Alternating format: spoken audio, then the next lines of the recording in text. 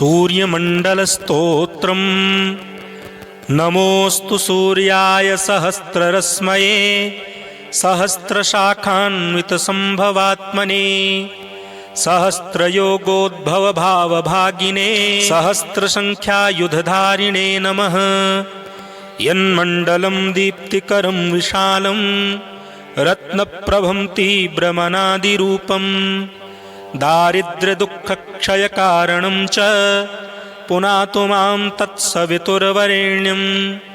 यन्मण्डलं देवगणैः सुपूजितं विप्रैः स्तुतं भावनमुक्तिकोविदं तं देवदेवं प्रणमामि सूर्यं पुनातु मां तत्सवितुर्वरेण्यं।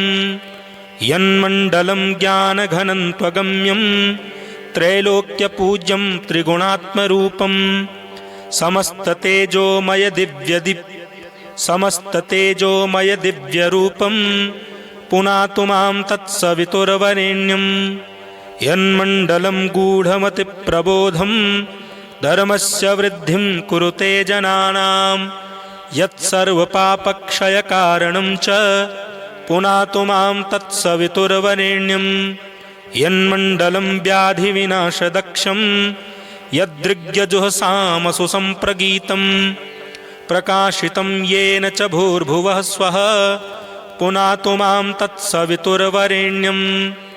यन्मण्डलं वेदविदो वदन्ति गायन्ति यच्चारणसिद्धसङ्घाः यद्योगिनो योगजुषां च सङ्घाः पुनातु मां तत्सवितुर्वरेण्यं।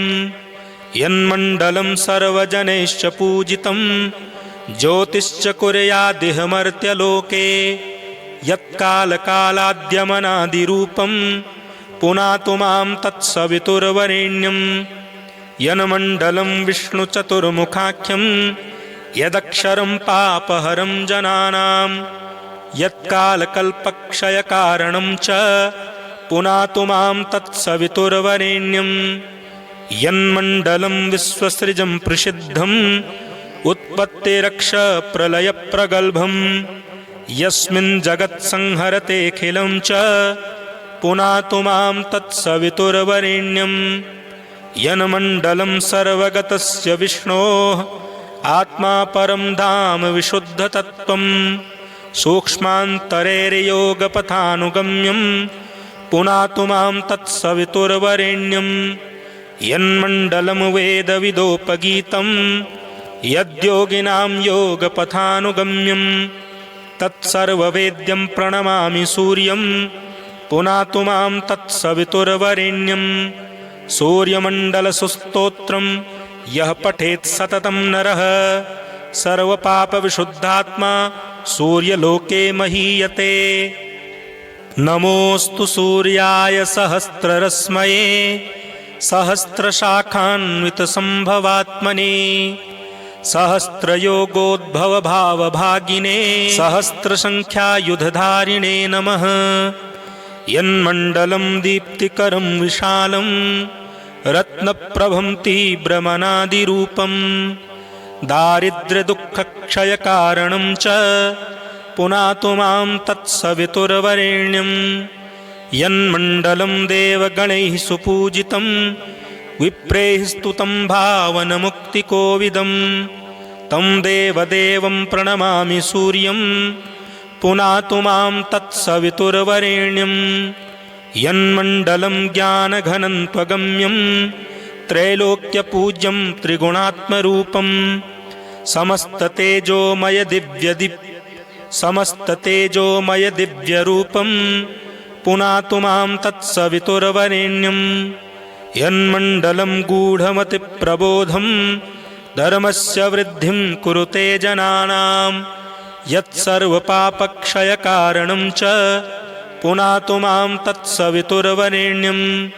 यन्मण्डलं व्याधिविनाशदक्षं यदृग्यजुःसामसु सम्प्रगीतं प्रकाशितं येन च भूर्भुवः स्वः पुनातु मां तत्सवितुर्वरेण्यं। यन्मण्डलं वेदविदो वदन्ति गायन्ति यच्चारणसिद्धसङ्घाः यद्योगिनो योगजुषां च सङ्घाः पुनातु मां तत्सवितुर्वरेण्यं यन्मण्डलं सर्वजनैश्च पूजितं ज्योतिश्च कुर्यादिह मर्त्यलोके यत्कालकालाद्यमनादिरूपं पुनातु मां तत्सवितुर्वरेण्यं यन्मण्डलं विष्णुचतुर्मुखाख्यं यदक्षरं पापहरं जनानां यत्कालकल्पक्षयकारणं च पुनातु मां तत्सवितुर्वरेण्यं यन्मण्डलं विश्वसृजं प्रसिद्धं उत्पत्तिरक्षप्रलयप्रगल्भं यस्मिन् जगत्संहरतेऽखिलं च पुनातु मां तत्सवितुर्वरेण्यं यन्मण्डलं सर्वगतस्य विष्णोः आत्मा परं धाम विशुद्धतत्त्वं सूक्ष्मान्तरेर्योगपथानुगम्यं पुनातु मां तत्सवितुर्वरेण्यं यन्मण्डलं वेदविदोपगीतं यद्योगिनां योगपथानुगम्यं तत्सर्ववेद्यं प्रणमामि सूर्यं पुनातु मां तत्सवितुर्वरेण्यं सूर्यमण्डलसुस्तोत्रं यः पठेत् सततं नरः सर्वपापविशुद्धात्मा सूर्यलोके महीयते। नमोऽस्तु सूर्याय सहस्ररश्मये सहस्रशाखान्वितसम्भवात्मने सहस्रयोगोद्भवभावभागिने सहस्रसङ्ख्यायुधधारिणे नमः। यन्मण्डलं दीप्तिकरं विशालं रत्नप्रभं तीव्रमनादिरूपं दारिद्र्यदुःखक्षयकारणं च पुनातु मां तत्सवितुर्वरेण्यं यन्मण्डलं देवगणैः सुपूजितं विप्रैः स्तुतं भावनमुक्तिकोविदं तं देवदेवं प्रणमामि सूर्यं पुनातु मां तत्सवितुर्वरेण्यं यन्मण्डलं ज्ञानघनं त्वगम्यं त्रैलोक्यपूज्यं त्रिगुणात्मरूपं समस्ततेजोमय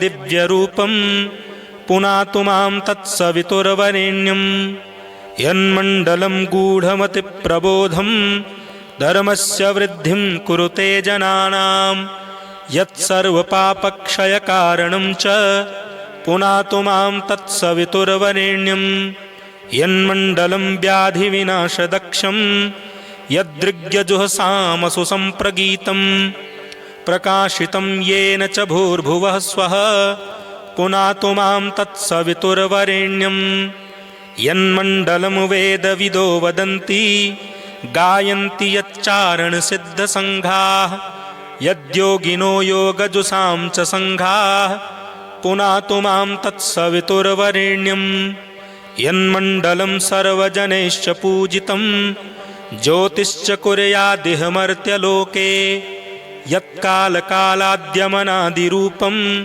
पुनातु मां तत्सवितुर्वरेण्यं यन्मण्डलं विष्णुचतुर्मुखाख्यं यदक्षरं पापहरं जनानां यत्कालकल्पक्षयकारणं च पुनातु मां तत्सवितुर्वरेण्यं यन्मण्डलं विश्वसृजं प्रसिद्धं उत्पत्तिरक्षप्रलयप्रगल्भं यस्मिन् जगत्संहरतेऽखिलं च पुनातु मां तत्सवितुर्वरेण्यं यन्मण्डलं सर्वगतस्य विष्णोः आत्मा परं धाम विशुद्धतत्त्वं सूक्ष्मान्तरेर्योगपथानुगम्यं पुनातु मां तत्सवितुर्वरेण्यं यन्मण्डलं वेदविदोपगीतं यद्योगिनां योगपथानुगम्यं तत्सर्ववेद्यं प्रणमामि सूर्यं पुनातु मां तत्सवितुर्वरेण्यं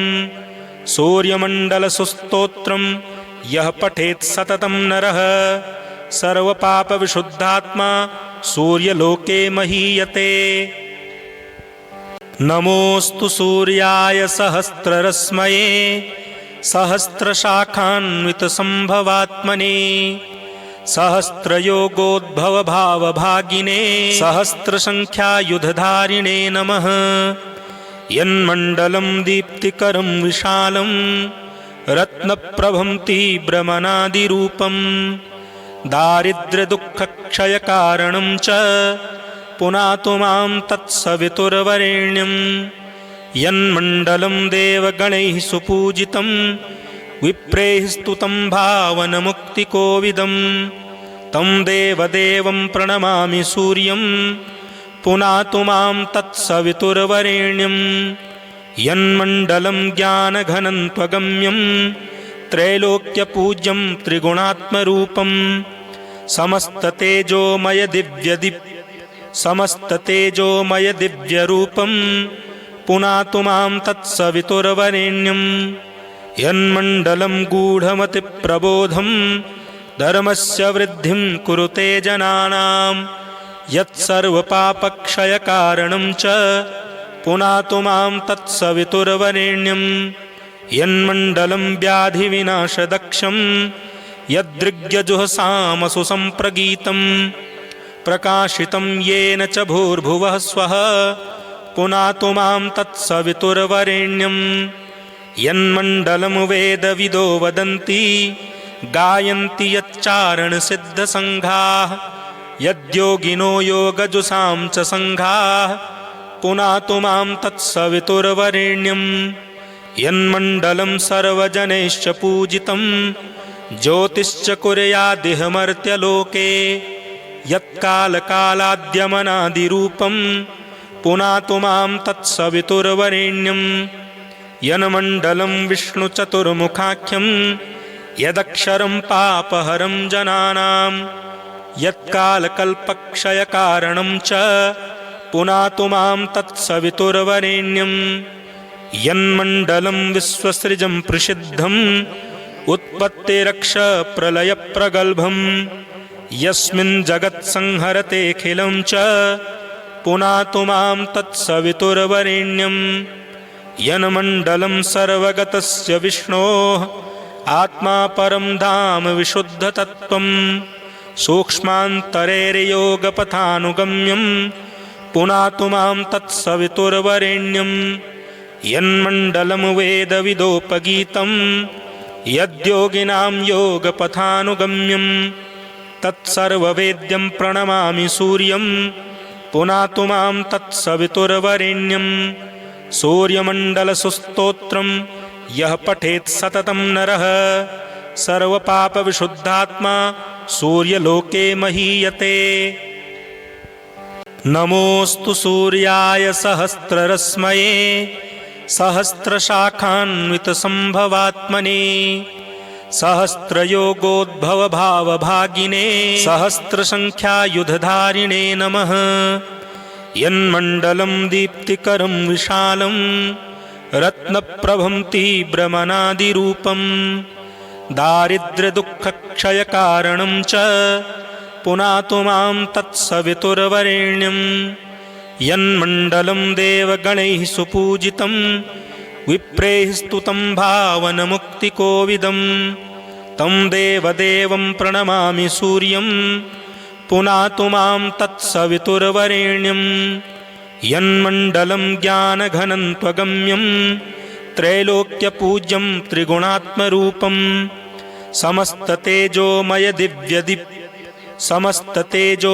दिव्यरूपं पुनातु मां तत्सवितुर्वरेण्यं यन्मण्डलं गूढमतिप्रबोधं धर्मस्य वृद्धिं कुरुते जनानां यत्सर्वपापक्षयकारणं च पुनातु मां तत्सवितुर्वरेण्यं यन्मण्डलं व्याधिविनाशदक्षं यदृग्यजुःसामसु सम्प्रगीतं प्रकाशितं येन च भूर्भुवः स्वः पुनातु मां तत्सवितुर्वरेण्यं यन्मण्डलं वेदविदो वदन्ति गायन्ति यच्चारणसिद्धसङ्घाः यद्योगिनो योगजुषां च सङ्घाः पुनातु मां तत्सवितुर्वरेण्यं यन्मण्डलं सर्वजनैश्च पूजितं ज्योतिश्च कुर्यादिह मर्त्यलोके यत्कालकालाद्यमनादिरूपं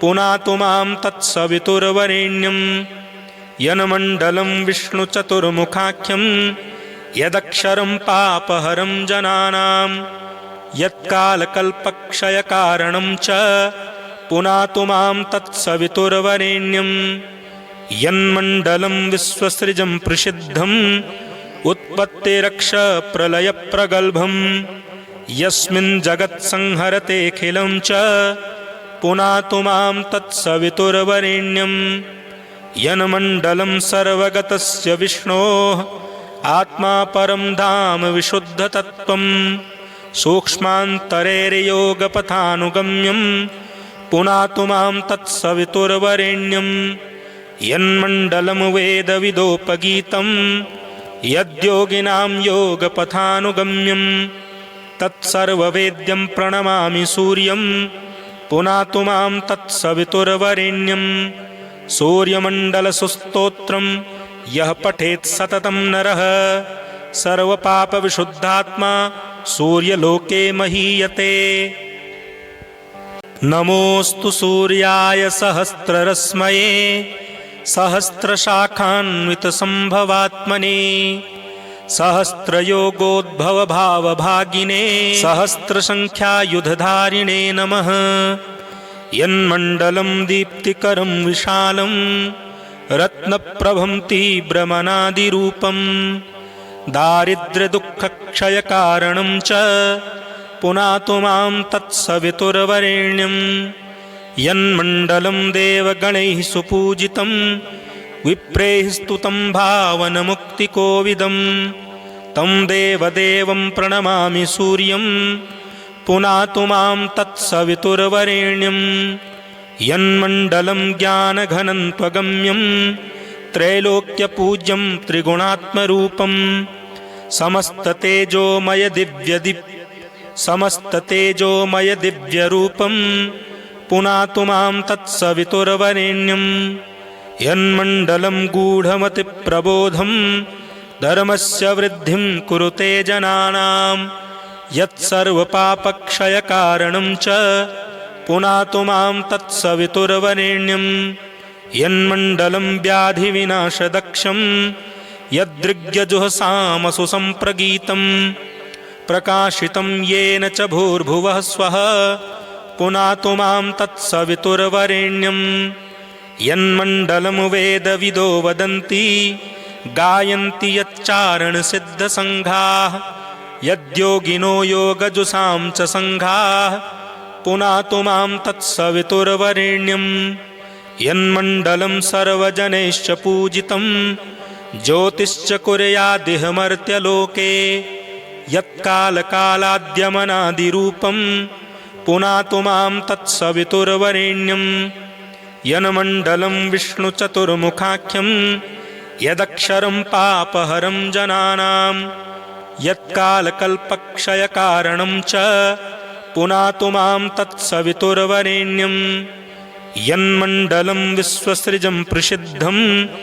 उत्पत्तिरक्षप्रलयप्रगल्भं यस्मिन् जगत्संहरतेऽखिलं च पुनातु मां तत्सवितुर्वरेण्यं यन्मण्डलं सर्वगतस्य विष्णोः आत्मा परं धाम विशुद्धतत्त्वं सूक्ष्मान्तरेर्योगपथानुगम्यं पुनातु मां तत्सवितुर्वरेण्यं यन्मण्डलं वेदविदोपगीतं यद्योगिनां योगपथानुगम्यं तत्सर्ववेद्यं प्रणमामि सूर्यं पुनातु मां तत्सवितुर्वरेण्यं सूर्यमण्डलसुस्तोत्रं यः पठेत् सततं नरः सर्वपापविशुद्धात्मा सूर्यलोके महीयते।